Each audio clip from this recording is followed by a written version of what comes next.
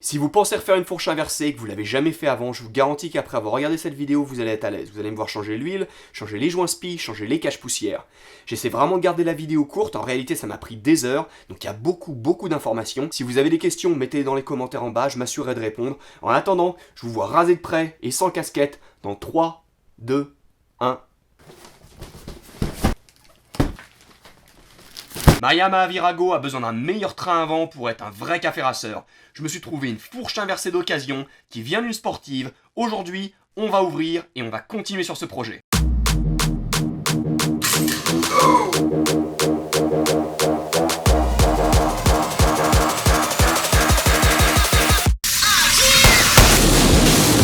Oh, that was intense.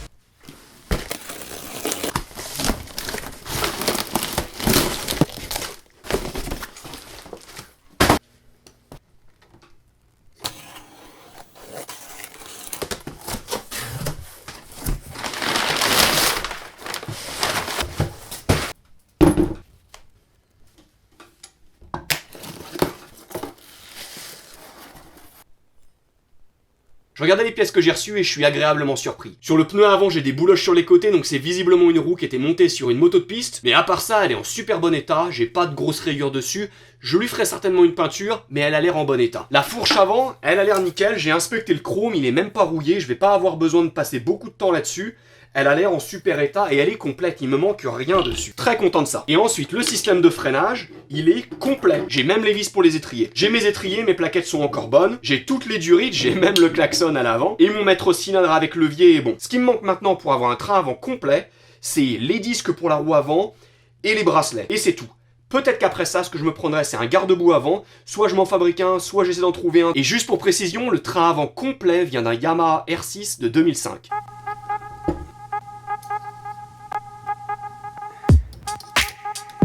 « 50. J'ai besoin de bracelets en 50 mm. Pour l'instant, on va changer les joints spi, donc je vais démonter la fourche.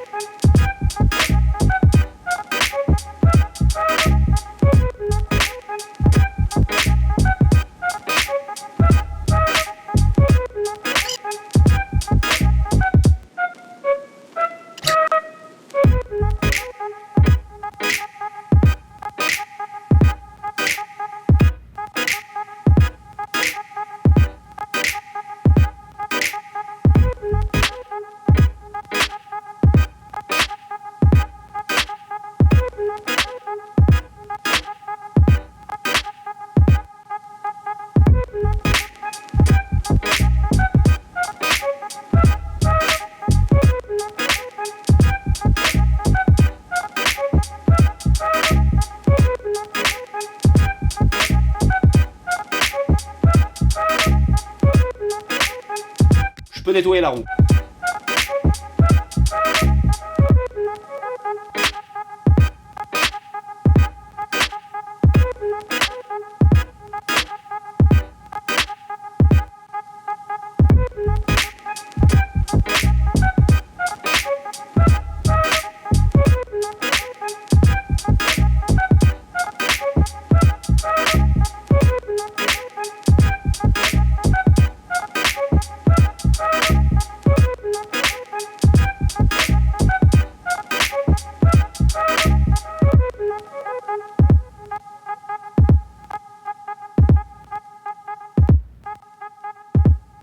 Vous m'avez vu travailler sur la fourche quand elle était encore assemblée.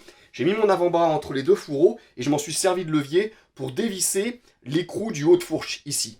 Je ne l'ai pas dévissé complètement, je l'ai mis juste pour qu'il puisse tourner à la main. Pourquoi? Parce qu'une fois qu'on a le fourreau comme ça, si c'était pas dévissé, pour s'agripper sur ce tube extérieur sans l'abîmer et dévisser ça, c'est pas facile. Donc c'est la raison pour laquelle je conseille fortement de le faire une fois que c'est sur la moto. C'est encore sur la moto et c'est le premier truc que vous faites avant même d'enlever la fourche, de desserrer quoi que ce soit d'autre. Vous desserrez simplement au niveau du T supérieur pour pas que ça compresse le tube aluminium qui est juste ici. Et vous dévissez ici. Et ensuite vous dévissez l'ensemble de la moto. Dans mon cas, j'avais une fourche que j'avais reçue qui était complète comme ça. C'est la raison pour laquelle je me suis mis comme ça. Les fourreaux, je peux m'en occuper, ils sont dévissés. Ensuite, j'ai la roue que j'ai nettoyée et j'ai le T inférieur. Le T inférieur, j'ai un problème. Il y a une des deux butées qui a une fissure et qui est tordue. Vous m'avez quand même vu nettoyer le tout parce que je me disais, le projet, faut qu'il avance, faut que je monte tout ça sur la moto. C'est pas grave si ça, c'est infusible. Ça veut pas dire que la pièce en entier, elle est tordue. Mais au final, je suis en train de me dire, je veux un truc qui est bien, qui fonctionne correctement, et je veux pas que mon guidon il tourne plus d'un côté que de l'autre. Donc je vais essayer de trouver un meilleur T inférieur, et ça va me prendre du temps. Ça veut dire que sur cette vidéo, ce que je vais faire, c'est que je vais complètement préparer mon train avant. Quand je reçois un bon T inférieur qui est pas tordu, je peux mettre le bon tube ici, et ça veut dire que tout peut monter sur la moto et je suis fini. Ce que je vais faire pour l'instant, c'est que je vais reconditionner les tubes de fourche. J'ai besoin de complètement les démonter, changer l'huile, changer les joints spi, changer les caches poussières.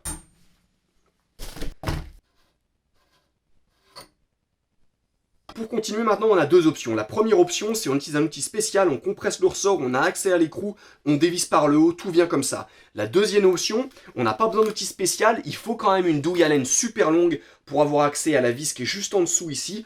Je vais pas faire l'option numéro 2 aujourd'hui parce que je connais pas le couple pour remonter cette vis et pas la casser. C'est une vis qui est assez fragile parce qu'elle a des trous dedans, c'est une vis hydraulique. Donc on va utiliser mon outil qui est juste ici, on va compresser puis on va avoir accès comme ça.